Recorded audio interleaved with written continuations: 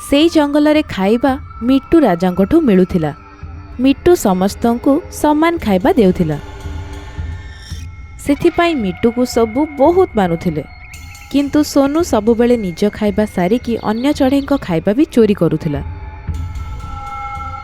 आउ तार अन्यायर कथा जानी अन्य चढ़ेई माने मिट्टू राजांकठारु साहाय्य मागिले। सोनू, मु तुमर बहुत अभियोग पाउछि।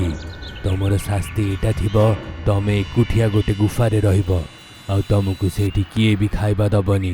आउ जदि तमे कोनोसी पक्षी को लुचेकी खाइल, तुमको आउरी शास्ति दिया हबो। सोनू ए कथा सुनी सेया ही कला जहाँ मिट्टू राजा कहिले। 5-6 दिन एमिति ही बीतीगला। सोनू को बहुत भोक लागिला। से चुपचाप बाहरे उड़ी शिकार पाई चलीगला, जेमिति मिट्टू राजा न जानी पारंतु। आउ तापरे गोटे पक्षी को मारी से निजर खाद्य बनैला।